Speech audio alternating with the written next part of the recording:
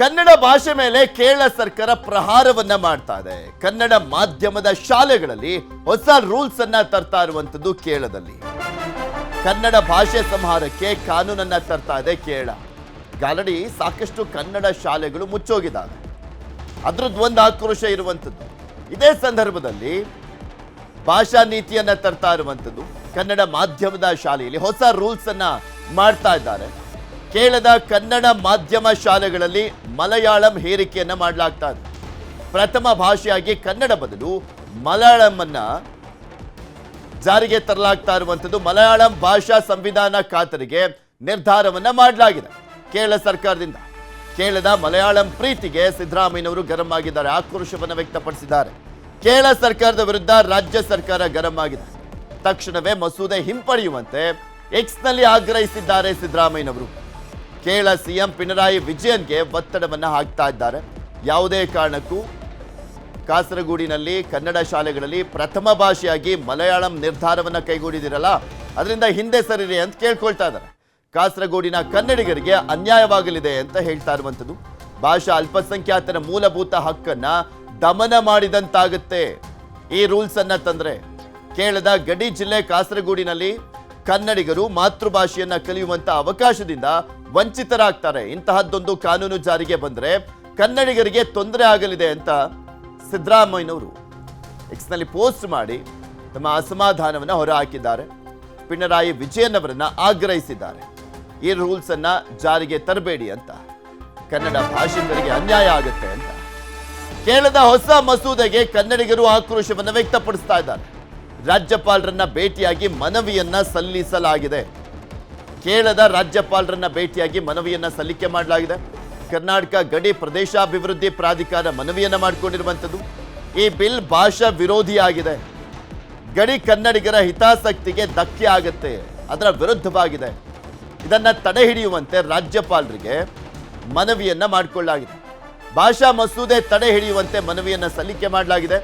KBADA ಕಾರ್ಯದರ್ಶಿ Prakash V ಮಟ್ಟಿಹಳ್ಳಿ ಮನವಿಯನ್ನ ಮಾಡಿಕೊಂಡಿದ್ದಾರೆ. ಪರಿಶೀಲಿಸೋದಾಗಿ ಹೇಳಿದ್ದಾರೆ ಕೇರಳದ ಗವರ್ನರ್. ರಾಜ್ಯಪಾಲ ರಾಜೇಂದ್ರ ವಿಶ್ವನಾಥ್ ಅರ್ಲೇಕರೋನ್ ಭರವಸೆಯನ್ನ ಕೊಟ್ಟಿದ್ದಾರೆ, ಇದನ್ನ ಪರಿಶೀಲನೆ ಮಾಡ್ತೀವಿ ಅಂತ. ಏಕೆಂದ್ರೆ ಆ ಮಸೂದೆ ಏನೇ ಕಾನೂನುಗಳು ಜಾರಿ ಆಗಬೇಕು ಅಂದ್ರೆ ರಾಜ್ಯಪಾಲರ ಅಂಕಿತ ಬೇಕಲ್ಲ. ಸೊ ಹೀಗಾಗಿ ರಾಜ್ಯಪಾಲರನ್ನ ಹೋಗಿ ಭೇಟಿಯಾಗಿ ಮನವಿಯನ್ನ ಮಾಡಿಕೊಂಡಿದ್ದಾರೆ. ಇದು ಕನ್ನಡಿಗರಿಗೆ ಮಾಡುವಂತ ಅನ್ಯಾಯ, ಮಾತೃಭಾಷೆಯ ಸ್ವಾತಂತ್ರ್ಯವನ್ನ ಕಿತ್ಕೊಂಡಂತಾಗತ್ತೆ, ಅದಕ್ಕೆ ಧಕ್ಕೆ ತಂದಂತಾಗತ್ತೆ, ದಮನಿಸಿದಂತಾಗತ್ತೆ ಅಂತ ಹೇಳಿದ್ದಾರೆ. ಇದೆಲ್ಲದ್ರ ಬಗ್ಗೆ ಇನ್ನಷ್ಟು ಮಾಹಿತಿಯನ್ನ ಕೊಡ್ತಾ ಹೋಗ್ತಾರೆ ನಮ್ಮ ಪ್ರತಿನಿಧಿ ಆಶಿಕ್ ಮುಲ್ಕಿ ನಮ್ಮ ಜೊತೆ ನೇರ ಸಂಪರ್ಕದಲ್ಲಿ ಜಾಯ್ನ್ ಆಗಿದ್ದಾರೆ. ಆಶಿಕ್, ಈ ಹಿಂದೆ ಎಲ್ಲ ನಾವು ನೋಡಿದ್ವಿ ಆ ಭಾಗದಲ್ಲಿ ಕನ್ನಡ ಶಾಲೆಗಳನ್ನ ಮುಚ್ತಾ ಇರುವಂತ ವಿಚಾರದಲ್ಲೂ ಕೂಡ ದೊಡ್ಡ ಮಟ್ಟದಲ್ಲಿ ಆಕ್ರೋಶ ಇತ್ತು. ಕನ್ನಡಿಗರು ಆಕ್ರೋಶವನ್ನ ಕೂಡ ವ್ಯಕ್ತಪಡಿಸಿದ್ರು, ಅಸಮಾಧಾನ ಇತ್ತು. ಆದ್ರೆ ಈಗ ಮತ್ತೊಂದು ಹೆಜ್ಜೆ ಮುಂದೋಗಿ ಕೇರಳ ಸರ್ಕಾರ ಪ್ರಥಮ ಭಾಷೆಯಾಗಿ ಮಲಯಾಳಮನ್ನ ತರಲಿಕ್ಕೆ ಮುಂದಾಗಿರುವಂತದ್ದು. ರಾಜ್ಯ ಸರ್ಕಾರ ಸ್ಪೆಷಲಿ ಸಿದ್ದರಾಮಯ್ಯನವರು ಯಾವ ರೀತಿಯ ಅಸಮಾಧಾನವನ್ನ ವ್ಯಕ್ತಪಡಿಸಿದ್ದಾರೆ? ಸಿದ್ದರಾಮಯ್ಯನವರ ಪೋಸ್ಟ್ಗೆ ಏನಾದರೂ ಪ್ರತಿಕ್ರಿಯೆ ಬರ್ತಾ ಇದೆಯಾ ಕೇರಳ ಸರ್ಕಾರದಿಂದ?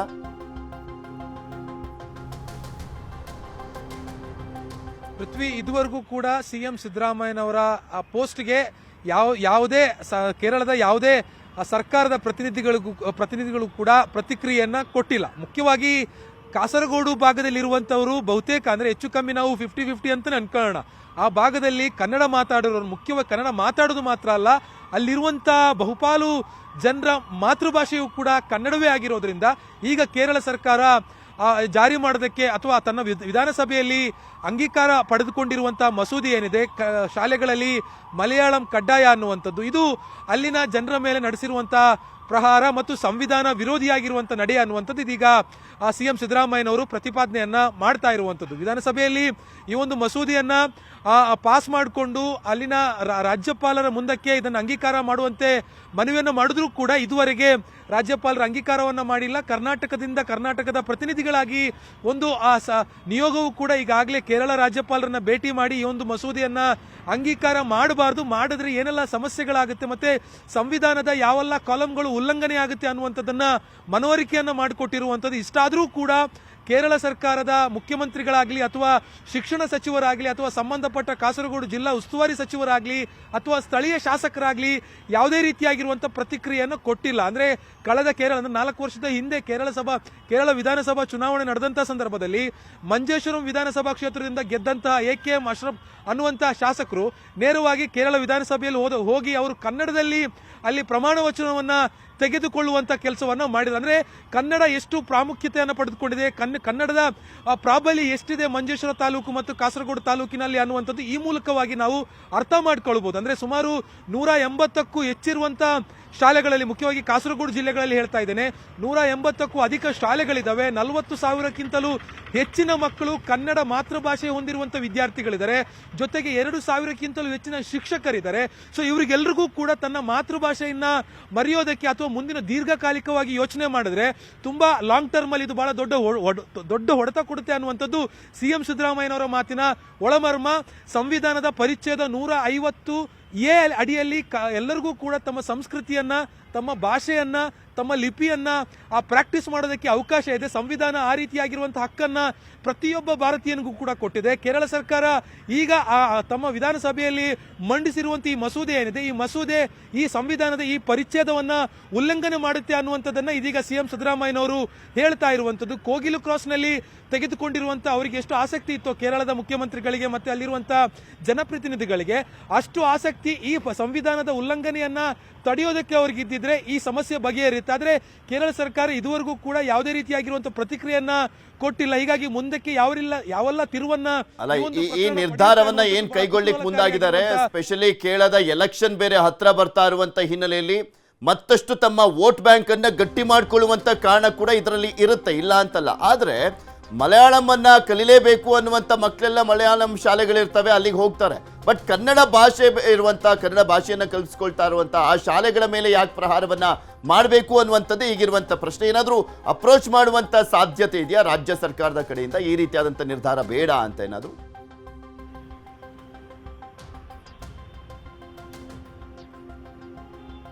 ಪೃಥ್ವಿ, ಈಗಾಗಲೇ ಒಂದು ನಿಯೋಗ ಕರ್ನಾಟಕದ ಪರವಾಗಿ ಅಲ್ಲಿರುವಂಥ ರಾಜ್ಯಪಾಲರನ್ನ ಭೇಟಿ ಮಾಡಿ ಈ ಒಂದು ಮಸೂದೆ ಯಾವೆಲ್ಲ ಸಮಸ್ಯೆಗಳನ್ನು ಮುಂದಕ್ಕೆ ಉಲ್ಬಣ ಆಗುತ್ತೆ, ಕೇವಲ ಈ ಒಂದು ಮಸೂದೆಗೆ ಸೀಮಿತವಾಗಿ ಮಾತ್ರ ಇಲ್ಲಿರುವಂತಹ ವಿಷಯಗಳನ್ನ, ಪರಿಣಾಮಗಳನ್ನ, ಇಂಪ್ಯಾಕ್ಟ್ಗಳನ್ನ ನಾವು ಅರ್ಥ ಮಾಡ್ಕೊಳ್ಳೋದಕ್ಕೆ ಆಗೋದಿಲ್ಲ. ಕರ್ನಾಟಕ ಏಕೀಕರಣ ಆಗುವಂತ ಸಂದರ್ಭದಲ್ಲೇ ಕಾಸರಗೋಡು ಕರ್ನಾಟಕಕ್ಕೆ ಸೇರಬೇಕು ಅನ್ನುವಂಥ ದೊಡ್ಡ ಹೋರಾಟಗಳು ನಡೆದಿತ್ತು. ಇತ್ತೀಚೆಗೆ ಇದ್ರ ಬಗ್ಗೆ ಕಳೆದ ಒಂದು 5-6 ವರ್ಷಗಳಲ್ಲೂ ಕೂಡ ಕನ್ನಡ ಪರ ಹೋರಾಟಗಾರರು ಕಾಸರಗೋಡು ಜಿಲ್ಲೆಯಲ್ಲೇ ಕನ್ನಡವನ್ನ ಬೆಳೆಸುವ ನಿಟ್ಟಿನಲ್ಲಿ ನಿರಂತರವಾಗಿ ಹೋರಾಟವನ್ನ ಮಾಡ್ತಾ ಇದ್ದಾರೆ. ಮಲಯಾಳಿಗಳ ಭಾಷಾ ಪ್ರೇಮ ಎಂಥದ್ದು ಅನ್ನುವಂಥದ್ದು ಪ್ರತಿದಿನ ನಾವು ಅಲ್ಲಿ ನೋಡ್ತಾ ಇದ್ದೇವೆ.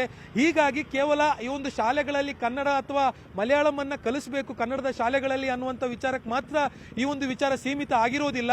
ಕರ್ನಾಟಕ ಏಕೀಕರಣ ಆದಾಗಿನಿಂದಲೂ ಕೂಡ ಕಾಸರಗೋಡಿನಿಂದ ಅಥವಾ ಕಾಸರಗೋಡು ಕರ್ನಾಟಕದ ಕೈ ತಪ್ಪಿರುವ ಹಿನ್ನೆಲೆಯಲ್ಲಿ ಆಗಿರುವಂತಹ ಇತಿಹಾಸವನ್ನು ಕೂಡ ಈಗ ನಾವು ಪರಿಗಣನೆಗೆ ತೆಗೆದುಕೊಳ್ಳಬೇಕಾಗುತ್ತೆ. ಹೀಗಾಗಿ ಅಲ್ಲಿ ಕನ್ನಡ ಮಾತಾಡುವವರು, ಕನ್ನಡದ ಸಂಸ್ಕೃತಿಯನ್ನು ಇಟ್ಕೊಂಡಿರೋರು, ಕರ್ನಾಟಕತ್ವವನ್ನು ಇಟ್ಕೊಂಡಿರೋರು, ಕನ್ನಡದ ಭಾಷೆಯ ಮೇಲೆ ಅಭಿಮಾನವನ್ನು ಇಟ್ಕೊಂಡಿರುವಂತವರು ಎಲ್ಲರೂ ಕೂಡ ಅಲ್ಲಿ ನೆಲೆಸಿದ್ದಾರೆ. ಹೀಗಾಗಿ ಅಂತ ಜನರಿಗೆ ಯಾವಾಗ ನೀವು ನ್ಯಾಯ ಕೊಡ್ತೀರಿ ಅನ್ನುವಂಥದ್ದು ಇದೀಗ ಮುನ್ನೆಲೆಗೆ ಬಂದಿರುವಂತಹ ವಿಚಾರ. CM ಸಿದ್ದರಾಮಯ್ಯನವರು ನಿನ್ನೆ ಸಂಜೆ ಹಾಕಿರುವಂತಹ ಪೋಸ್ಟ್ ನಲ್ಲೂ ಕೂಡ ಅದೇ ವಿಚಾರವನ್ನ ಎತ್ತಿ ಹಿಡಿದುವಂಥದ್ದು. ನೀವು ಯಾವುದೇ ವಿಶೇಷವಾಗಿರುವಂತಹ ಸ್ಥಾನಮಾನ ಕನ್ನಡಿಗರಿಗೆ ನಿಮ್ಮ ರಾಜ್ಯದ ವ್ಯಾಪ್ತಿಯಲ್ಲಿ ಕೊಡುವಂತ ಅಗತ್ಯ ಇಲ್ಲ. ಸಂವಿಧಾನ ಹೇಳಿರುವಂತಹ ಹಕ್ಕನ್ನ, ಸಂವಿಧಾನ ಹೇಳಿರುವಂತಹ ಅವಕಾಶವನ್ನ, ಕನ್ನಡ ಮನೆ ಮಾತಾಗಿರುವಂತಹ, ಕನ್ನಡದ ಮೇಲೆ ಅಭಿಮಾನ ಇರುವಂತಹ, ಕನ್ನಡದ ಭಾಷೆ. ಓಕೆ ಆಶಿಕ್, ಮಾತನಾಡಿಸ್ತೀನಿ. ನಮ್ಮ ಜೊತೆ ಈಗ ಸೋಮಣ್ಣ ಬೇವಿನ ಮರದ ಕನ್ನಡ ಗಡಿ ಪ್ರದೇಶದ ಅಭಿವೃದ್ಧಿ ಪ್ರಾಧಿಕಾರದ ಅಧ್ಯಕ್ಷರು ದೂರವಾಣಿ ಸಂಪರ್ಕದಲ್ಲಿ ಜಾಯ್ನ್ ಆಗಿದ್ದಾರೆ. ನಮಸ್ಕಾರ ಸರ್. ನಮಸ್ಕಾರ ಸರ್, ಹೇಗಿದ್ದೀರಿ? ಚೆನ್ನಾಗಿದ್ದೀನಿ ಸರ್, ನೀವು ಆರಾಮ? ಆರಾಮಿದ್ದೀನಿ ಸರ್. ಸರ್, ಕೇರಳದಲ್ಲಿ ಆಗ್ತಾ ಇರುವಂತ ಡೆವಲಪ್ಮೆಂಟ್ ಬಗ್ಗೆ ನಿಮ್ಗೆ ಗೊತ್ತಿದೆ ಅಂತ ಅನ್ಕೊಳ್ತೀನಿ. ಮುಖ್ಯಮಂತ್ರಿಗಳು ಕೂಡ ಆ ವಿಚಾರದಲ್ಲಿ ಟ್ವೀಟ್ ಅನ್ನ ಮಾಡಿದ್ದಾರೆ. ಕಾಸರಗೋಡಿನಲ್ಲಿ ಬಹುತೇಕ ಕನ್ನಡ ಶಾಲೆಗಳಲ್ಲಿ ಈಗ ಪ್ರಥಮ ಭಾಷೆಯಾಗಿ ಮಲಯಾಳಂ ಅನ್ನ ಕಲಿಸಬೇಕು ಅನ್ನುವಂಥ ನಿಟ್ಟಿನಲ್ಲಿ ನಿರ್ಧಾರ ಮಾಡ್ತಾ ಇರುವಂಥದ್ದು. ಯಾವ ರೀತಿಯಾಗಿ ನೀವು ಈ ಒಂದಕ್ಕೆ ಅಂದ್ರೆ ಕ್ರಮಕ್ಕೆ ವಿರೋಧ ವ್ಯಕ್ತಪಡಿಸ್ತಾ ಅವ್ರನ್ನ ಏನಾದರೂ ಕಾಂಟ್ಯಾಕ್ಟ್ ಮಾಡ್ತಾ ಇದನ್ನ ಹಿಂಪಡೆಯಿರಿ ಅನ್ನುವಂಥ ನಿಟ್ಟಿನಲ್ಲಿ ಏನಾದರೂ ಆಗ್ರಹಿಸುವಂತ ಸಾಧ್ಯತೆ ಇದೆಯಾ, ಹೇಗೆ? ಸರ್, ಕೇರಳದಲ್ಲಿ ಮಲಯಾಳಂನ ಕಡ್ಡಾಯ ಮಾಡಬೇಕು ಅಂತ ಹೇಳಿ ಕೇರಳ ಸರ್ಕಾರ CM ಅವ್ರ ನೇತೃತ್ವದ ವಿಧಾನಸಭೆಯಲ್ಲಿ 2017 ಮಂಡನೆ ಮಾಡಿತ್ತು ಸರ್. ಇದು ಅವಾಗ ಅದು ಆಗ್ಲಿಲ್ಲ ಸರ್. ಅದ್ರ ನಂತರ 2025ರಲ್ಲಿ ಸ್ವಯಂ ಮಲಯಾಳಿ ಕಡ್ಡಾಯ ಮಾಡಬೇಕು ಕನ್ನಡ ಶಾಲೆಗಳಲ್ಲಿ ಅನ್ನೋಂಥ ಮಾತನ್ನ ಮೊನ್ನೆ ಅವರು ಮಾಡಿ ಇದನ್ನ ಮಾಡ್ಯಾರ, ಮಂಡನೆ ಮಾಡಿ ಪಾಸ್ ಮಾಡಿದ್ದಾರೆ ಸರ್. ಆದ್ರೆ ಈಗ ಏನಾಗೈತಿ ಅಂತ ಹೇಳಿದ್ರೆ ಅಲ್ಲಿಯ ನಮ್ಮ ಕಾಸರಗೋಡಿನ ಎಲ್ಲ ಕನ್ನಡಿಗರು ಸುಮಾರು 90-95% ಕನ್ನಡಿಗರು ಸಂಪೂರ್ಣವಾಗಿ ಕನ್ನಡ ಮಾತಾಡ್ತಾರೆ ಮತ್ತು ಕನ್ನಡ ಶಾಲೆಗಳನ್ನ ನಡೆಸ್ತಾ ಇದ್ದಾರೆ ಇಲ್ಲಿ. ನಾವು ಅದರ ಪರವಾಗಿ ಅದರ ಒಂದು ಕನ್ನಡದ ಸಲುವಾಗಿ ನಾವು ಈ ಹಿಂದೆ ಕೇರಳದ CM ಅವ್ರನ್ನ ಭೇಟಿಯಾಗಿದ್ವಿ ಸರ್. ಅದ್ರ ಜೊತೆಗೆ ವಿಧಾನಸಭಾ ಅಧ್ಯಕ್ಷರನ್ನು ಭೇಟಿಯಾಗಿದ್ವಿ ಮತ್ತು ವಿರೋಧ ಪಕ್ಷದ ನಾಯಕರನ್ನು ಭೇಟಿಯಾಗಿದ್ವಿ. ಅವಾಗ ನಮಗೆಲ್ಲದಕ್ಕನ್ನು ನಾವು ಒಂದು 5-6 ಕೊಟ್ಟಿದ್ವಿ. ಇದು ಒಂದು ಮಲಯಾಳಂ ಕಡ್ಡಾಯ ಮಾಡಬಾರ್ದು, ಕನ್ನಡ ಶಾಲೆಗಳು ಪೂರ್ಣವಾಗಿ ನಡಿಬೇಕು ಅನ್ನೋದಂಥದ್ದು ಮಾಡಿದ್ವಿ. ಕಾಸರಗೋಡಿನಲ್ಲಿ ಎಲ್ಲ ಹೋರಾಟಗಾರರ ಫಲದಿಂದ ಮೊನ್ನೆ ನಮಗೆ ರಾಜ್ಯಪಾಲರು ಸಮಯ ಕೊಟ್ಟಿದ್ರು 7ನೇ ತಾರೀಕಿಗೆ. ಕಾಸರಗೋಡಿಗೆ ಬಂದಾಗ ನಾವು ಭೇಟಿ ಆಗ್ತೇವೆ. ಸುಮಾರು 1 ತಾಸು ಗಂಟಲಿನೂ ಚರ್ಚೆ ಆಯ್ತು. ನಾವೆಲ್ಲದನ್ನು ಸವಿಸ್ತರವಾಗಿ ಈ ರೀತಿ ಆಗಬಾರ್ದು ಅಂತ ಹೇಳಿದ್ವಿ. ನಿನ್ನೆ ಸನ್ಮಾನ್ಯ ನಾವು ಮೊನ್ನೆ 7ನೇ ತಾರೀಕಿಗೆ ನಮ್ಮ ಕರ್ನಾಟಕದ CM ರಾದಂತ ಸಿದ್ದರಾಮಯ್ಯ ಸಾಹೇಬ್ರನ್ನು ಸಹ ನಾವು ಭೇಟಿಯಾಗಿದ್ದೆ. ಅದಕ್ಕೆ ಅವರು ನಿನ್ನೇನು ಬಹಳ ಒಳ್ಳೆಯ ಪ್ರತಿಕ್ರಿಯೆಯನ್ನ ವ್ಯಕ್ತಪಡಿಸಿದ್ದಾರೆ.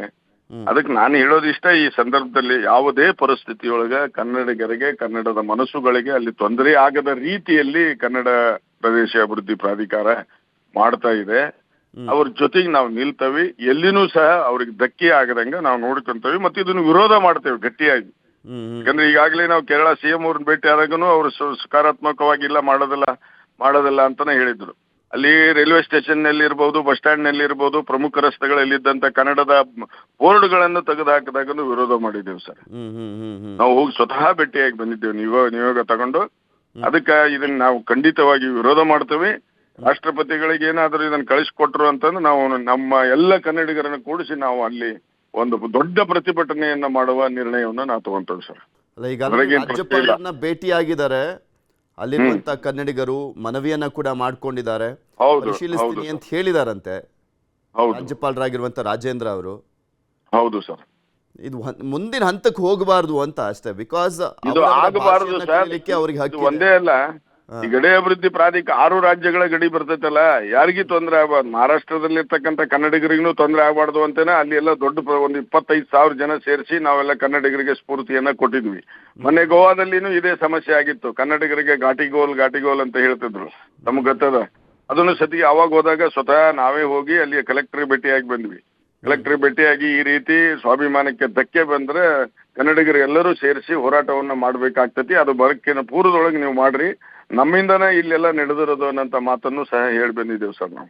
ಅದೇ ರೀತಿ ಒತ್ತಡ ಯಾಕೆ ಬೇಕು ಅಂತ, ಈಗ ಮಲಯಾಳಮನ್ನ ಕಲಿಲೇಬೇಕು ಅನ್ನುವಂತ ಉದ್ದೇಶ ಏನಾದ್ರೂ ಇದ್ರೆ ಅಂತ ಶಾಲೆಗಳಿದಾವೆ, ಹೋಗ್ತಾರೆ. ಬಟ್ ಕನ್ನಡ ಶಾಲೆಗಳಲ್ಲಿ ಅಷ್ಟೊಂದು ಒತ್ತಡ ಹಾಕಿಬಿಟ್ಟು ಅದಕ್ಕೆ ರೂಲ್ಸ್ ತಂದ್ಬಿಟ್ಟು ಅದನ್ನ ಬದಲಾವಣೆ ಮಾಡುವಂಥದ್ದೇ ಸರಿಯಲ್ಲ ಅನ್ನೋದಿಲ್ಲಿ. ಸರಿಯಲ್ಲ, 100% ಸರಿಯಲ್ಲ ಸರ್. ಈ ನಿಟ್ಟಿನೊಳಗನೆ ನಾವು ಈಗಾಗಲೇ ನಮ್ಮ ಕರ್ನಾಟಕದ ಘನ ಮುಖ್ಯಮಂತ್ರಿಗಳನ್ನ, ಉಪಮುಖ್ಯಮಂತ್ರಿಗಳನ್ನ ಮೊನ್ನೆ 7ನೇ ತಾರೀಕಿಗೆ ನಾನು ಸ್ವತಃ ಭೇಟಿಯಾಗಿ ಹೇಳಿದ್ದೇವೆ ಸರ್. ಅದಕ್ಕೆ ಆ ರೀತಿಯೊಳಗ ಎಲ್ಲ ಸಹಾಯ ಸಹಕಾರಗಳನ್ನ ಕೊಡ್ತೇವಪ್ಪ ಅಂತ ಹೇಳಿದ್ರು. ನಾವೆಲ್ಲ ಸಾಮರಸ್ಯ ಬೆಳೆಸ್ಬೇಕು ಅಂತ ಹೇಳಿ KNR ಇವರು ಭವನವನ್ನು ಕಟ್ತಾ ಇದ್ದೇವೆ ಸರ್ ಅಲ್ಲಿ. ಅದನ್ನ ನಾವು ಮೊನ್ನೆ CM ಅವರು ಭೇಟಿಯಾಗಿ ಕರ್ನಾಟಕದ CM ಅವರು ಮತ್ತು ಕೇರಳದ CM ಅವರು ಇಬ್ರು ಕೂಡ ಅದನ್ನ ಭವನವನ್ನ ಲೋಕಾರ್ಪಣೆ ಮಾಡಿದ್ರೆ ಒಂದು ಸಂದೇಶ ಹೋಗ್ತತಿ ಅನ್ನಂಥದ್ದು. ಕನ್ನಡ ಶಾಲೆಗಳು ಬಹಳ ಊರ್ಜಿತ ಸ್ಥಾನದೊಳಗದವ್ರಿ ಅಲ್ಲಿ. ಬೇಕಾಗೈತಿ ಇವತ್ತ ಕನ್ನಡವನ್ನ ನಾವು ಗಡಿ ಭಾಗದಲ್ಲಿರ್ತಕ್ಕಂಥ ಕನ್ನಡಿಗರಿಗೆ ಆತ್ಮಸ್ಥೈರ್ಯವನ್ನು ತುಂಬುವಂತ ಕೆಲಸವನ್ನ ಮಾಡಬೇಕಾಗಿದೆ. ಯಾಕೋ ಏನೋ ಅಲ್ಲಿಯವ್ರು ಈ ರೀತಿ ಮಾಡ್ತಾರೆ ಅಂತ ನನಗನಿಸ್ತಾ ಇದೆ ಸರ್. 2024 ಕಾಂಗ್ರೆಸ್ನ ಸಪೋರ್ಟ್ ಕೂಡ ತಗೊಳ್ಬೇಕಾಗಿದೆ ಅಂತ ಕಾಣಿಸುತ್ತೆ ಕಾಂಗ್ರೆಸ್ನವರು. ಬಿಕಾಸ್ ಅಲ್ಲಿ ಏನೇ ಆದ್ರೂ ಕೂಡ ಇಲ್ಲಿ ದಿಢೀರ್ ಅಂತ ಸ್ಪಂದಿಸುವಂತ ಕೆಲಸವನ್ನ ಮಾಡ್ತಾರೆ. ಬಿಕಾಸ್ ಇಲ್ಲಿ ಕಾಂಗ್ರೆಸ್ ಸರ್ಕಾರ ಇದೆ ಅನ್ನುವಂತ ಕಾರಣ. ಆನೆ ತುಳಿತ ಆಗ್ಲಿ, ಇಲ್ಲೊಂದು ಕೋಗಿಲು ಕ್ರಾಸ್ ಲೇಔಟ್ ನಲ್ಲಿ ತೆರವು ಮಾಡಿದಂತ ವಿಚಾರ ಆಗ್ಲಿ, ಸಾಕಷ್ಟು ಪ್ರಕರಣಗಳು ಬರ್ತವೆ ಆ ರೀತಿಯಾಗಿ ನೋಡ್ತಾ ಹೋದಾದ್ರೆ. ಇಂತಹ ಸಂದರ್ಭದಲ್ಲಾದ್ರೂ ನಾವು ಬಳಕೆ ಮಾಡ್ಕೊಳ್ಬಹುದಲ್ಲ ಅವ್ರನ್ನ, ನಮಗ್ ಸಪೋರ್ಟ್ ಮಾಡಿ, ನಮ್ಮ ಕನ್ನಡಿಗರಿಗೆ ಸಪೋರ್ಟ್ ಮಾಡಿ ಅಂತ. ಈ ರೀತಿ ಮಾಡಿದ ಕರ್ನಾಟಕದವರು ಕಾಂಗ್ರೆಸ್ ಸರ್ಕಾರ ಸಪೋರ್ಟ್ ಮಾಡ್ತತಿ ಅಂತ ಅವ್ರ ಮನಸ್ಸಿನಾಗ ಇರ್ಬೋದು. ಆದ್ರೆ ನಮ್ಮ CM ಅವರು, ನಮ್ಮ ಸರ್ಕಾರ, ನಮ್ಮ ಕರ್ನಾಟಕದ ಬಗ್ಗೆ ಅವ್ರು ಇನ್ನೂ ತಿಳ್ಕೊಂಡಲ್ಲಿ ಕಾಣಿಸ್ತತಿ. ಎಲ್ಲ ರೀತಿಯ ಕನ್ನಡಿಗರಿಗೆ ನಾವು ಧೈರ್ಯ ತುಂಬಬೇಕು, ಅಲ್ಲಿ ಕನ್ನಡ ಉಳಿಸ್ಬೇಕು, ಯಾವುದೇ ಪರಿಸ್ಥಿತಿ ಕನ್ನಡ ಶಾಲೆಗಳು ಮುಚ್ಚಬಾರ್ದು ಅಂತಾನೆ ಇವತ್ತಿನ ಕನ್ನಡ ನಮ್ಮ ಗಡಿ ಅಭಿವೃದ್ಧಿ ಪ್ರಾಧಿಕಾರ ಕೆಲಸ ಮಾಡ್ತಾ ಇದೆ ಸರ್. ಯಾವುದೇ ಪರಿಸ್ಥಿತಿ ಕನ್ನಡಿಗರಿಗೆ ಅಲ್ಲಿ ಕನ್ನಡ ಶಾಲೆಗಳಿಗೆ ಕ್ಲಾರಿಟಿಯನ್ನ ಕೂಡ ಪಡ್ಕೊಂಡಿದ್ದೀರಾ ಸರ್? 100% ಯಾವುದೇ ಪರಿಸ್ಥಿತಿಯೊಳಗೆ ಕಾಸರಗೋಡಿನ ಕನ್ನಡ ಶಾಲೆಗಳಿಗೆ ತೊಂದರೆ ಆಗದ ರೀತಿಯಲ್ಲಿ, ಕನ್ನಡಿಗರಿಗೆ ತೊಂದರೆ ಆಗದ ರೀತಿಯಲ್ಲಿ ಕನ್ನಡ ಉಚಿತ ಸ್ಥಾನ ಪಡಿಬೇಕನ್ನೋ ರೀತಿಯಲ್ಲಿ ನಾವೆಲ್ಲ ಗಟ್ಟಿಯಾಗಿರ್ತೇವೆ ಸರ್. ಓಕೆ, ಧನ್ಯವಾದ ಸೋಮಣ್ಣ ಸರ್ ನ್ಯೂಸ್ 18 ಜೊತೆ ಮಾತನಾಡಿದ್ದಕ್ಕೆ. ಇನ್ನು ಇದೇ ವಿಚಾರಕ್ಕೆ ಸಂಬಂಧಪಟ್ಟಂತೆ ಮಾತಾಡಲಿಕ್ಕೆ ಕನ್ನಡ ಅಭಿವೃದ್ಧಿ ಪ್ರಾಧಿಕಾರದ ಅಧ್ಯಕ್ಷರಾಗಿರುವಂತಹ ಪುರುಷೋತ್ತಮ್ ಬಿಳಿಮಲೆ ಸರ್ ನಮ್ಮ ಜೊತೆ ದೂರವಾಣಿ ಸಂಪರ್ಕದಲ್ಲಿ ಜಾಯ್ನ್ ಆಗಿದ್ದಾರೆ. ನಮಸ್ಕಾರ ಸರ್. ನಮಸ್ಕಾರ ಸರ್, ಕನ್ನಡದ ವಿರೋಧಿ ನಿಲುವು ಅಂತ ಹೇಳಬೇಕಾ ಏನೋ ಗೊತ್ತಾಗ್ತಾ ಇಲ್ಲ. ಕೇರಳದಲ್ಲಿ ಕೈಗೊಂಡಿರುವಂಥ ಒಂದು ರೂಲ್ಸು, ಅದ್ರ ಬಗ್ಗೆ ಯಾವ ರೀತಿಯಾಗಿ ನೀವು ಅವಲೋಕಿಸ್ತಾ ಇದ್ದೀರಾ? ಏನು ಮಾಡ್ಬೋದು ಅಂತ ಅನಿಸ್ತಾ ಇದೆ ಅದರಲ್ಲಿ? ಗಡಿ ಭಾಗದಲ್ಲಿ ಭಾಷೆಯನ್ನು ಹೇಗೆ ಕಲಿಸಬೇಕು ಎಂಬುದರ ಬಗೆಗೆ ಸಂವಿಧಾನದಲ್ಲಿ ಬಹಳ ಸ್ಪಷ್ಟವಾದ ಸೂಚನೆಗಳಿವೆ. ಆದರೆ ಯಾವ ರಾಜ್ಯಗಳು ಕೂಡ ಸಂವಿಧಾನವನ್ನು ಪಾಲಿಸ್ತಾ ಇಲ್ಲ. ಈಗ ಬಹಳ ಮುಖ್ಯವಾಗಿ ಗಡಿ ಭಾಗದಲ್ಲಿರುವ ಭಾಷೆಯ ಸಮಸ್ಯೆ ಬಂದಾಗ ದೇಶದ ರಾಷ್ಟ್ರಪತಿಗಳು ಅಲ್ಲಿಗೆ ಒಬ್ಬರು ಲ್ಯಾಂಗ್ವೇಜ್ ಡೈರೆಕ್ಟರ್ ಅನ್ನ, ಭಾಷಾ ನಿರ್ದೇಶಕರನ್ನ ತಕ್ಷಣ ಕಳಿಸಿ ಇವ್ಯಾಲ್ಯೂಯೇಷನ್ ಮಾಡಬೇಕು.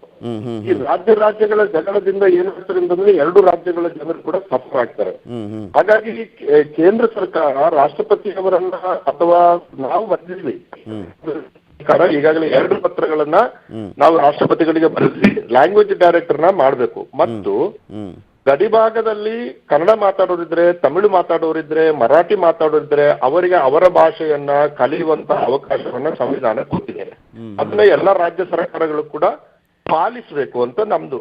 ಹಾಗಾಗಿ ಈಗ ಕೇರಳ ಮಾತ್ರ ಅಲ್ಲ, ಈಗ ಬೆಳಗಾವಿನಲ್ಲಿ ಕೂಡ ಮರಾಠಿ ಅವರು ಇದ್ದಾರೆ. ಅದು ಸಮಸ್ಯೆ ನಮಗೆ ಅಲ್ವಾ?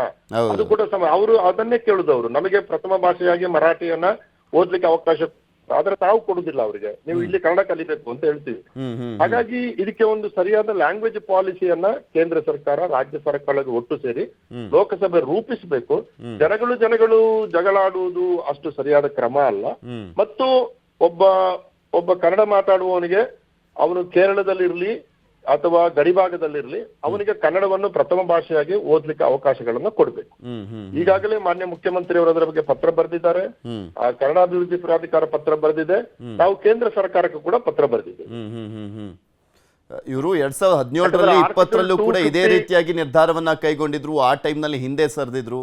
ಈಗ ಬೇರೆ ಎಲೆಕ್ಷನ್ ಟೈಮ್ ಬೇರೆ ಹತ್ರ ಬರ್ತಾ ಇದೆ, ಯಾವ್ದಾದ್ರು ಒಂದು ಕಾರಣ ಅನ್ನೋ ಕಾರಣಕ್ಕೋಸ್ಕರ ಇದನ್ನ ತರ್ತಾ ಇದಾರ ಹೇಗೋ ಅಂತ? ಅಲ್ಲಲ್ಲ, ಅದೇ ಹೇಳಿದ್ ನಾನು. ಈಗ ನೋಡಿ, ಸಂವಿಧಾನ ಏನ್ ಹೇಳ್ತಾರೆ, ಆರ್ಟಿಕಲ್ 250B 250B ಅಲ್ಲಿ ಕೇಂದ್ರ ಸರ್ಕಾರ ಇಂಥ ಕಡೆ ತಕ್ಷಣ ಇಂಟರ್ವ್ಯೂನ್ ಆಗಿ ಅಲ್ಲಿ ಒಬ್ಬರು ಭಾಷಾ ನಿರ್ದೇಶಕನನ್ನ ಮಾಡ್ಬೇಕು. ಈಗ ಕೇರಳದಲ್ಲಿ ಭಾಷಾ ನಿರ್ದೇಶಕ ಇದ್ರು 2009 ಇಲ್ಲವೇ ಇಲ್ಲ. ಇದೆಲ್ಲ ಯಾಕೆ ಆಗ್ತಾ ಇದೆ ಅಂದ್ರೆ ಭಾಷೆಯ ಗಲಾಟೆಗಳು ಹೆಚ್ಚು ಆಗುವ ಹಾಗೆ ಸರ್ಕಾರಗಳು ಮಾಡಬಾರ್ದು. ಪ್ರಥಮ ಭಾಷೆಯಾಗಿ ಅವರ ಮಾತೃಭಾಷೆಯನ್ನು ಕಲೀಲಿಕ್ಕೆ ಅವಕಾಶಗಳು, ಇದೊಂದು 8 ಲಕ್ಷ ಕನ್ನಡಿಗರಿದ್ದಾರೆ ಕೇರಳದಲ್ಲಿ. ಅವರಿಗೆ ಮಾತೃಭಾಷೆಯಲ್ಲಿ ಕಲೀಲಿಕ್ಕೆ ಅವಕಾಶಗಳು ಕೊಡ್ಲೇಬೇಕು. ಯಾಕಂದ್ರೆ ಅದು ಅವರು ಸಂವಿಧಾನ ಅವರಿಗೆ ಕೊಟ್ಟ ಹಕ್ಕು. ಅದು ಅದರ ಉಲ್ಲಂಘನೆಯ ವಿರುದ್ಧ ಕನ್ನಡಿಗರು ಮಾತ್ರ ಅಲ್ಲ, ಸಂವೇದನಾಶೀಲ ಮಲಯಾಳಿಗಳು ಕೂಡ ಹೋರಾಟ ಮಾಡಬೇಕು. ನಾನು ಕಾಸರಗೋಡಿನ ಜಿಲ್ಲಾಧಿಕಾರಿಗಳ ಜೊತೆ ಕೂಡ ಮಾತಾಡಿದ್ದೆ ನಾನು, ತಪ್ಪು ಇದು ಅಂತ. ಅವ್ರು ಹೇಳಿದ್ರು ರೈಟ್ ಕೇರಳ ಗವರ್ಮೆಂಟ್ ಅಂತ ಹೇಳಿದ್ರು, ನಾವು ಬರಿತಾ ಇದ್ದೀವಿ ಇವತ್ತು. ಈ ನಡುವೆ ಮಾನ್ಯ ಮುಖ್ಯಮಂತ್ರಿಗಳು ನೇರವಾಗಿ ಬರೆದ್ರಿಂದ ನಾವು ಒಂದು ಹೆಜ್ಜೆ ಹಿಂದೆ ತಗೊಂಡಿದ್ವಿ. ಯಾಕಂದ್ರೆ ಅವರೇ ಅದನ್ನು ಮುಖ್ಯ ಇಶ್ಯೂ ಮಾಡಿರೋದ್ರಿಂದ ಬರಿತೀವಿ, ನಾವು ಇವತ್ತು ಬರಿತೀವಿ, ಮತ್ತೆ ಕೇಂದ್ರ ಸರ್ಕಾರಕ್ಕೆ ಬರಿತೀವಿ. ಆಕ್ಚುಲಿ ಸರ್, ನಿಮ್ಮ ಗಮನಕ್ಕಿದೆ, ಈ ಕನ್ನಡ ಶಾಲೆಗಳನ್ನ ಎಷ್ಟೋ ಕಡೆ ಅಲ್ಲಿ ಮುಚ್ಚಿಬಿಟ್ಟಿದ್ದಾರೆ ಕಾಸರಗೋಡಿನಲ್ಲಿ. ಅದಕ್ಕೆ ಸರಿಯಾದಂತ ಮೂಲಭೂತ ಸೌಕರ್ಯಗಳನ್ನ ಕೊಡ್ತಾ ಇಲ್ಲ. ಶಿಕ್ಷಕರನ್ನ ನೇಮಕ ಮಾಡುವಂತ ನಿಟ್ಟಿನಲ್ಲೂ ಕೂಡ ತುಂಬಾ ತಾರತಮ್ಯ ಮಾಡ್ಲಾಗ್ತದೆ. ಅದರ ನಡುವೆ ಇದು ಬೇರೆ ಈಗ ಬರ್ತಾ ಇರೋದು. ಹೌದೌದು, ಖಂಡಿತವಾಗ್ಲೂ ಹೌದು. ಕನ್ನಡ ಶಾಲೆಗಳು ಮತ್ತೆ ನೋಡಿ, ಕನ್ನಡ ಶಾಲೆಗಳು ಮುಚ್ಚುವ ಪ್ರಕ್ರಿಯೆ ಅದು ಗಡಿಭಾಗಕ್ಕೆ ಸೀಮಿತವಾಗಿಲ್ಲ. ಕರ್ನಾಟಕದ ಒಳಗಡೆ ಕೂಡ ಈಗ 8,000 ಕನ್ನಡ ಶಾಲೆಗಳು ಮುಚ್ಚಿವೆ ಅಲ್ವಾ? ಸೊ ಒಂದು ಭಾಷೆ ಈ 90ರ ನಂತರ ಜಾಗತೀಕರಣದ ಆಘಾತಕ ಒಳಗಾಗಿ ಸಾಯುತ್ತಿರುವುದು, ಸಣ್ಣ ಭಾಷೆಗಳಿಗೆ ಮಹತ್ವ ಇಲ್ಲದೆ ಇರುವುದು, ಜನಗಳು ಕೂಡ ಈ ತರದ ಮಾತೃಭಾಷಾ ಕಲಿಕೆಯಿಂದ ದೂರ ಸರಿತಾ ಇದ್ದಾರೆ. ಈಗ ನಮ್ಮಲ್ಲಿ KPSC ಶಾಲೆಗಳಲ್ಲಿ ಏನಾಗ್ತಾ ಇದೆ, ಈಗ 2 ಭಾಷೆಯ ಅವಕಾಶಗಳನ್ನು ಕೊಟ್ಟಿದೆ ಸರ್ಕಾರ. ಆದ್ರೆ ನಾವಲ್ಲಿ ಸರ್ವೆ ಮಾಡಿದಾಗ ಎಲ್ಲರೂ ಮೊದಲ ಭಾಷೆಯಾಗಿ ಇಂಗ್ಲಿಷ್ ಅನ್ನೇ ಓದ್ತಾ ಇದ್ದಾರೆ. 2ನೇ ಭಾಷೆಯಾಗಿ ಕನ್ನಡ ಕಲಿಯುವಾಗ ಅಷ್ಟರ ಪ್ರಾಮುಖ್ಯತೆಯನ್ನು ಕನ್ನಡಕ್ಕೆ ಕೊಡ್ತಾ ಇಲ್ಲ. ಸೊ ಕರ್ನಾಟಕದಲ್ಲಿದೆ ಕನ್ನಡಿಗರು ಪ್ರಥಮ ಭಾಷೆಯಾಗಿ ಇಂಗ್ಲಿಷ್ ಓದ್ತಾ ಇದ್ದಾರೆ ಅಲ್ವಾ? ಸೊ ಇದು ಭಾಷಿಕ ಸಮಸ್ಯೆಗಳು ಬಹಳ ದೀರ್ಘವಾಗಿದೆ. ರಾಜ್ಯ ಸರ್ಕಾರ, ಕೇಂದ್ರ ಸರ್ಕಾರ ಒಟ್ಟಿಗೆ ಕೂತು ಇದನ್ನು ಪರಿಹರಿಸಬೇಕು. ಇಲ್ಲದಿದ್ರೆ ಸಣ್ಣ ಭಾಷೆಗಳು ಸತ್ತು ಹೋಗ್ತಾ ಇವೆ. ಆಲ್ರೆಡಿ ಅದರ ಸೂಚನೆಗಳಿದೆ. ಈಗ ಒಂದು 254 ಭಾಷೆಗಳು ಈಗಾಗಲೇ ಭಾರತದಿಂದ ಅಂದ್ರೆ 2011 ಜನಗಣತಿಯಲ್ಲಿ ಇದ್ದು ಈಗ ಇಲ್ಲದಿರುವ ಭಾಷೆಗಳ ಸಂಖ್ಯೆ 254 ಇದೆ. ಸೊ ಭಾಷೆಯ ಬಗೆಗೆ ಸೂಕ್ತವಾದ ನೀತಿಯನ್ನು ರೂಪಿಸದೆ ಹೋದ್ರೆ ಈ ಭಾಷೆಗಳೆಲ್ಲ ಸಾಯ್ತವೆ. ಮತ್ತು ನನ್ನ ಬಹಳ ಸ್ಪಷ್ಟವಾದ ಅಭಿಪ್ರಾಯ, ಇದಕ್ಕೆ ರಾಜ್ಯಗಳು ಹೋರಾಡುವ ಬದಲು ಕೇಂದ್ರ ಸರ್ಕಾರದ ನೇತೃತ್ವದಲ್ಲಿ ಭಾಷಾ ನೀತಿ ಸ್ಪಷ್ಟವಾಗಿ ಗಡಿಭಾಗದಲ್ಲಿ ಸೂಚಿಸಬೇಕು. 10,000ಕ್ಕಿಂತ ಸಂಖ್ಯೆ 10,000ಕ್ಕಿಂತ ಹೆಚ್ಚು ಜನ ಒಂದು ಭಾಷೆಯನ್ನು ಆಡ್ತಾ ಇದ್ದಾರೆ ಅಂತಂದ್ರೆ ಆ ಭಾಷೆಯಲ್ಲಿ ಓದುವ ಹಕ್ಕು ಅವರಿಗೆ ಇದೆ. ಇದು ಬಹಳ ಸ್ಪಷ್ಟವಾದ ಒಂದು ನಿಲುವು. ಅದನ್ನ 7 ಲಕ್ಷ ಜನ ಇದ್ದಾಗಲೂ ಕೂಡ ನೀವು ಕೊಡುದಿಲ್ಲ ಅಂತಂದ್ರೆ ಅದು ಸಂವಿಧಾನದ ಉಲ್ಲಂಘನೆ. ಒಬ್ಬ ವ್ಯಕ್ತಿ ಮತ್ತೆ ಮಗುವಿನ ಹಕ್ಕು ಇದೆಯಲ್ಲ, ಮಾತೃಭಾಷೆಯಲ್ಲಿ ಓದುವ ಮಗುವಿನ ಹಕ್ಕು, ಮಗುವಿನ ಹಕ್ಕಿನ ಉಲ್ಲಂಘನೆ ಅದು ಯುನೆಸ್ಕೋ ಹೇಳಿರೋದು. ಹಾಗಾಗಿ ಅಂತಾರಾಷ್ಟ್ರೀಯ ಉಲ್ಲಂಘನೆಯೂ ಆಗ್ತದೆ, ರಾಷ್ಟ್ರೀಯ ಸಂವಿಧಾನದ ಉಲ್ಲಂಘನೆ ಆಗ್ತದೆ, ಮಗುವಿನ ಹಕ್ಕಿನ ಉಲ್ಲಂಘನೆ ಕೂಡ ಆಗ್ತದೆ. ಓಕೆ, ನೋಡೋಣ ಸರ್ ಆ ಸರ್ಕಾರ ಯಾವ ರೀತಿಯಾಗಿ ನಿರ್ಧಾರವನ್ನ ಮಾಡುತ್ತೆ, ನಮ್ಮ ರಾಜ್ಯದ ಮನವಿಗೆ ಯಾವ ರೀತಿಯಾಗಿ ಸ್ಪಂದಿಸ್ತಾರೆ ಅಂತ. ಧನ್ಯವಾದ ನ್ಯೂಸ್ 18 ಜೊತೆ ಮಾತನಾಡಿದ್ದಕ್ಕೆ. ಇದೇ ವಿಚಾರಕ್ಕೆ ಸಂಬಂಧಪಟ್ಟಂತೆ ಮಾತಾಡಲಿಕ್ಕೆ ನಮ್ಮ ಜೊತೆ ಪ್ರದೀಪ್ ಶೆಟ್ಟಿ ಅವರು, ಕಾರ್ಯದರ್ಶಿ, ಕಾಸರಗೋಡು ಕನ್ನಡ ಶಿಕ್ಷಕರ ಸಂಘ. ನಮಸ್ಕಾರ ಪ್ರದೀಪ್ ಶೆಟ್ಟಿ ಅವರೇ. ನಮಸ್ಕಾರ ಸರ್. ಈಗ ಕೇರಳ ಸರ್ಕಾರ ಕೈಗೊಳ್ತಾ ಇರುವಂಥ ನಿರ್ಧಾರ ಎಷ್ಟು ಮಟ್ಟಿಗೆ ಹೊಡೆತ ಬಿದ್ದಂತಾಗುತ್ತೆ ಕನ್ನಡದ ಮಕ್ಕಳುಗಳಿಗೆ, ಹಾಗೆ ಕನ್ನಡ ಶಾಲೆಗಳಿಗೆ? ಸರ್ ಅಂದ್ರೆ ಸರ್, ಇಲ್ಲಿ ಸಾಧಾರಣ 184 ಕನ್ನಡ ಮಾಧ್ಯಮ ಶಾಲೆಗಳು ಕಾರ್ಯನಿರ್ವಹಿಸ್ತಾ ಇದೆ. ಕಾಸರಗೋಡು ಜಿಲ್ಲೆಯಲ್ಲಿ ಸಾಧಾರಣ ಒಂದು 2,000 ಶಿಕ್ಷಕರು ಇಲ್ಲಿ ಕನ್ನಡ ಮಾಧ್ಯಮದಲ್ಲಿ ಶಿಕ್ಷಣ ಮಾಡ್ತಿದ್ದಾರೆ. ಇದು ಏನಂತ ಹೇಳಿದ್ರೆ, ಈಗ ಒಂದು 5 ವರ್ಷದ ಹಿಂದಾಗಿ ಈ ಬಿಲ್ಲಿನ ಹಿಂದೆ ಮಸೂದೆಯನ್ನು ಪಾಸ್ ಮಾಡ್ಲಿಕ್ಕೆ ಬೇಕಾಗಿ ಹಲವು ರೀತಿಯಲ್ಲಿ ಸರ್ಕಾರ ಹಿಂಬಾಗಿಲ ಮೂಲಕ ಕೇರಳ ಸರ್ಕಾರ ಅದಕ್ಕೆ ಪ್ರಯತ್ನ ಮಾಡ್ತಾ ಇದೆ. ಅದರ ಫಲವಾಗಿ ಕಳೆದ ಒಂದು 4-5 ವರ್ಷಗಳಿಂದ ಕನ್ನಡ ಮಾಧ್ಯಮ ಶಾಲೆಗಳಲ್ಲಿ ಒಂದು ಭಾಷೆಯನ್ನು, ಮಲಯಾಳ ಭಾಷೆಯನ್ನು ಐಚ್ಛಿಕವಾಗಿ, ಅಂದ್ರೆ ಕಡ್ಡಾಯವಾಗಿ ಮಾಡ್ಲಿಲ್ಲ, ಐಚ್ಛಿಕವಾಗಿ ಕಲಿಯಬಹುದು ಅಂತ ಹೇಳಿ ಒಂದು ವಾರಕ್ಕೆ 1 ದಿವಸ ಅಂತ ಹೇಳಿ ಒಂದು ಪೀರಿಯಡ್ ಅನ್ನು ಕೊಟ್ಟಿದ್ರು. ಹಾಗೆ ಒಂದು ವಾರದಲ್ಲಿ 1 ದಿವಸ ಒಂದು ಕನ್ನಡ ಮಾಧ್ಯಮ ಮಾತ್ರ ಇರುವಂತಹ ಶಾಲೆಯಲ್ಲಿ, ಈಗ ಕನ್ನಡ ಮಾಧ್ಯಮ ಮತ್ತು ಮಲಯಾಳ ಮಾಧ್ಯಮ ಇರುವಲ್ಲಿ ಕನ್ನಡ ಕಲೀಲಿಕ್ಕಿಲ್ಲ, ಕನ್ನಡ ಮಾಧ್ಯಮ ಮಾತ್ರ ಇರುವಂತ 1 ರಿಂದ 7ರವರೆಗಿನ ಕನ್ನಡ 4ರವರೆಗಿನ ಕನ್ನಡ ಮಾಧ್ಯಮ ಶಾಲೆಗಳಲ್ಲಿ ಈಗ ಈ ಮಲಯಾಳವನ್ನು ಐಚ್ಛಿಕವಾಗಿ ಕಲಿಸ್ಲಿಕ್ಕೆ ಪ್ರಯತ್ನ ಮಾಡಿ ಈಗ ಸದ್ಯಕ್ಕೆ ಆ ಮಲಯಾಳಿ ಶಿಕ್ಷಕರು ಕನ್ನಡ ಮಾಧ್ಯಮ ಶಾಲೆಗಳಲ್ಲಿ ಬರ್ತಾ ಇದ್ದಾರೆ. ಆದ್ರೆ ಇತ್ತೀಚೆಗೆ ಈ ವರ್ಷಗಳಿಂದ ಅದನ್ನು 1 ದಿವಸ ಇದ್ದನ್ನು 3 ದಿವಸ ಆಗಿಕೊಂಡು ಬಂದಿದ್ದಾರೆ. ಈ ವರ್ಷದಿಂದ 3 ದಿವಸಕ್ಕೆ ಕನ್ನಡ ಶಾಲೆಗಳಲ್ಲಿ, ಕನ್ನಡ ಮಾಧ್ಯಮ ಶಾಲೆಗಳಲ್ಲಿ ಮಲಯಾಳ ಮಾಧ್ಯಮವನ್ನು ಕಲಿಸಲಿಕ್ಕೆ ಬೇಕಾಗಿ ಒಬ್ರು ಅಧ್ಯಾಪಿಕೆಯನ್ನು ಸರ್ಕಾರವೇ ನೇಮಿಸಿ ಅವರಿಗೆ ಈ ಎಲ್ಲ ಕನ್ನಡ ಮಾಧ್ಯಮ ಸರ್ಕಾರಿ ಹಾಗೂ ಅನುದಾನಿತ ಶಾಲೆಗಳಲ್ಲಿ ಈಗ ಮಲಯಾಳವನ್ನು ಕಲಿಸ್ತಾ ಇದ್ದಾರೆ. ಇದು ಹೇಗೆ ಅಂತ ಹೇಳಿದ್ರೆ, ಇದು ಈ ಬಿಲ್ ಪಾಸ್ ಆಗುವ ಇದಕ್ಕೆ ಪೂರಕವಾಗಿ ಇದು ಈ ಸರ್ಕಾರವು ನಡೆಸಿದಂತಹ ಒಂದು ಮೊದಲಿನ ಪೂರ್ವ ಯೋಜನೆ.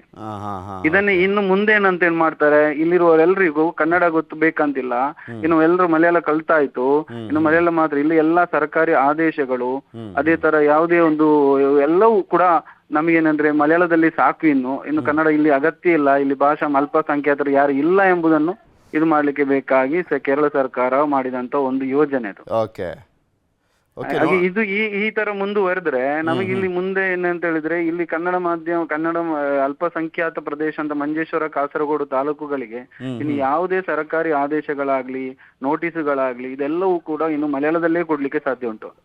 ಓಕೆ ನೋಡೋಣ. ಈಗ ಸಿದ್ದರಾಮಯ್ಯನವರು ಕೂಡ ಟ್ವೀಟ್ ಮಾಡಿದ್ದಾರೆ, ಅಲ್ಲಿನ ಮುಖ್ಯಮಂತ್ರಿಗಳ ಜೊತೆ ಮಾತನಾಡ್ತಾರ, ಅದಕ್ಕೆ ಕೇರಳ ಸರ್ಕಾರ ಯಾವ ರೀತಿಯಾಗಿ ಸ್ಪಂದಿಸುತ್ತೆ ಅನ್ನುವಂಥದ್ದು ಕಾದ್ ನೋಡೋಣ. ಧನ್ಯವಾದ ಪ್ರದೀಪ್ ಶೆಟ್ಟಿ ಅವರೇ ನ್ಯೂಸ್ 18 ಜೊತೆ ಮಾತನಾಡಿದಕ್ಕೆ.